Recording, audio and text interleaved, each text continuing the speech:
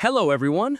Today, we're going to analyze the very first game between Kasparov and Karpov. This is the greatest rivalry in chess history and one of the most significant in all of world sports. Their incredibly intense world championship matches during the late 1980s and early 1990s elevated these two unique chess legends to unprecedented heights, making them practically untouchable for the other top grandmasters of that era.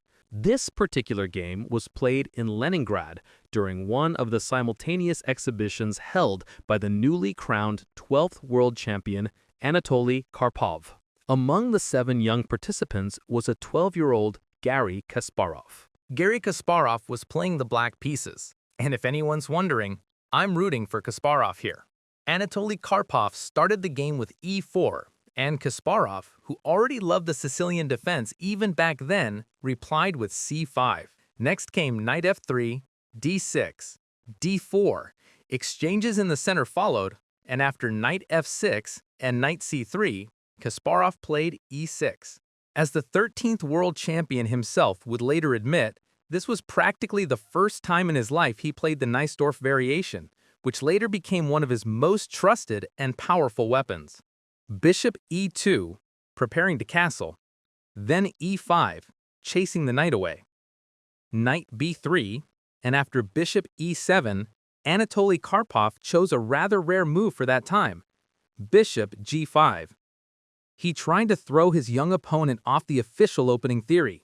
Back then, the main line for white in this position was considered castling, a move Karpov himself had used a year earlier in his games.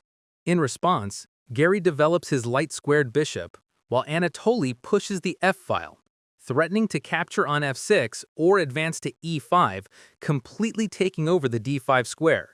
Because of that, black is forced to exchange on f4. Bishop f4. Kasparov finishes his developing his knights and both kings castle. After the opening, the position on the board is one of dynamic balance. Black has a weak pawn on d6, while white has a weakness on e4. Anatoly Karpov moves his king to safety, stepping out of possible checks, while Kasparov advances his pawn on the b-file. At this point, it would have been logical for white to bring the knight into play. In case of an exchange on d4, white would gain a slight advantage in the center. Kasparov centralizes his knight, and white does the same. Then black attacks the rook, forcing it to retreat, and immediately targets the white knight. White moves the knight to d5. Meanwhile, Kasparov activates his dark-squared bishop. Karpov plays rook d2, but Kasparov connects his rooks and creates a threat of capturing on f3, exploiting the weaknesses of d5 and b2. Because of this, Karpov reinforces the knight, planning to recapture on f3 with the queen, which could lead to some dangerous tactical shots. Kasparov moves his queen to c7, while Karpov retreats his bishop to avoid an exchange. But after rook e8, the white bishops start to feel uncomfortable. The dark-squared bishop retreats, and Kasparov completely shuts down his opponent's counterplay on the king side. The black pieces now exert unpleasant pressure on the center and the queen side. White has to find something to do. That's when Karpov sacrifices the exchange with a3. Here, white could have played bishop g5, attacking the rook. After it retreats, bishop e3 would follow. Moving the knight to f6 would then be impossible because of queen e7, winning the exchange. A stronger alternative for white would have been to immediately capture the pawn on b4. If black responds by taking on f2, white would have a pawn and a bishop for a rook, along with the potential to attack through the weak dark squares in black's position. But even then, the position would still favor Kasparov. In this game, the young Garry decides to decline the chance to win the exchange, choosing instead to play a5. In his later comments about the game, he wrote, "When you play the world champion for the first time, it's not such a great sin to avoid complications after the strongest move, bishop g5. Anatoly Evgenyevich quickly captures on b4, trades the rooks, drives the bishop back, and plants his knight firmly on c6. Garry then makes a rather risky decision, exposing his weak pawn. At that moment, he actually had a strong alternative, bishop b5, using the coordination between the bishop and the rook.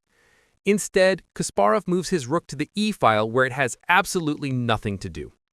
Karpov retreats his bishop out of danger, Kasparov attacks the rook, and after it steps back, he targets his opponent's strongest piece. Karpov then piles up on the f7 pawn, and black could have simply played rook e7, defending the weakness and keeping a decent position. But by that time, the young Garry was left alone, face to face with the world champion, who had already finished all his other games in the simul.